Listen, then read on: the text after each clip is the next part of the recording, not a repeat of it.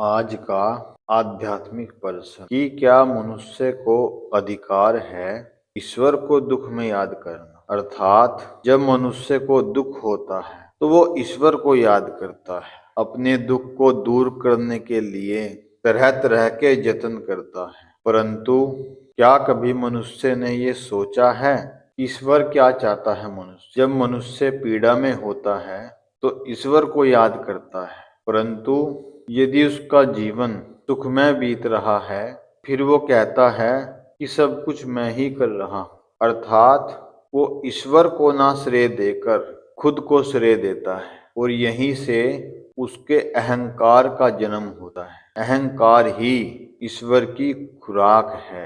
जब मनुष्य को अहंकार होता है तो उसका जीवन पतन की ओर चला जाता है। परंतु एक बार भी मनुष्य ये नहीं सोचता कि ईश्वर मनुष्य से क्या चाहता है। ईश्वर केवल इतना ही चाहता है कि हे मनुष्य, तू पृथ्वी लोक पर जाकर मेरा नाम, मेरा भजन, मेरा सुमिरन कर, नेक कर्म कर, सद्व्यवहार कर और सभी से प्रेम कर, धर्म के मार्ग पर चल और सदा मुझे स्मरण रख। केवल ईश्वर यही चाहता है मनुष्य से कि मनुष्य सदा उसे स्मरण रखे, उसे याद रखे। परंतु जब मनुष्य पर कोई भी आफत आती है, कोई भी दुख तकलीफ आता है तो वो ईश्वर को याद करता है। लेकिन जैसे ही वो समय समाप्त हो जाता है तो वो ईश्वर को भूल जाता है। यही मनुष्य के पतन का